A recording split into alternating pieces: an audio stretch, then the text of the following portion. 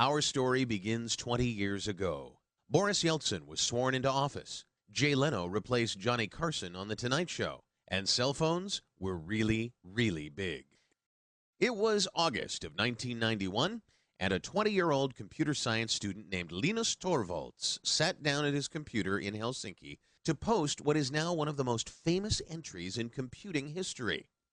Hello, everybody out there. I'm doing a free operating system, just a hobby, won't be anything big and professional like GNU.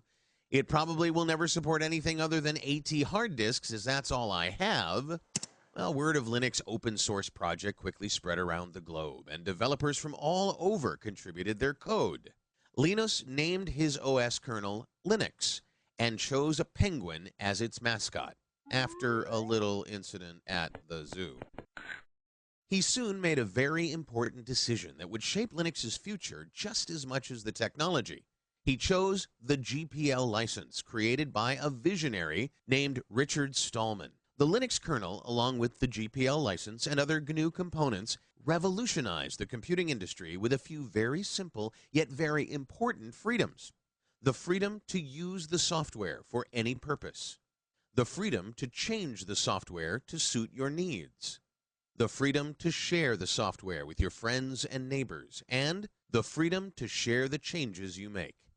These radical ideas fueled its spread around the world, and somewhat paradoxically, its rise from a hobbyist experiment to the foundation of a large and thriving commercial ecosystem.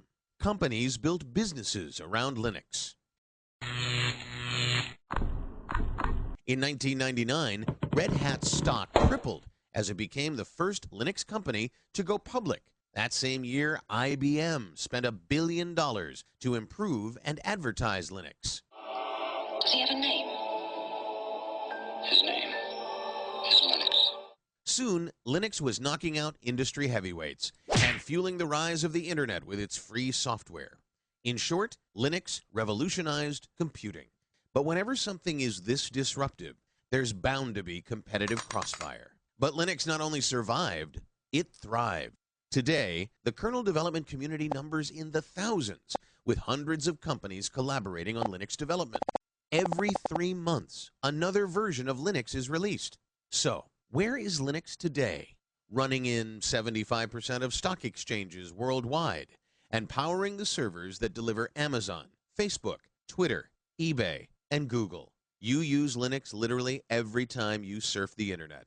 It's in your phone, in your TV, running 95% of supercomputers, and in many of the devices you use every day. Linux is everywhere. And the Helsinki-based programmer who started it all? He orchestrates this worldwide army of developers from his home office in Portland, Oregon, as a fellow at the Linux Foundation.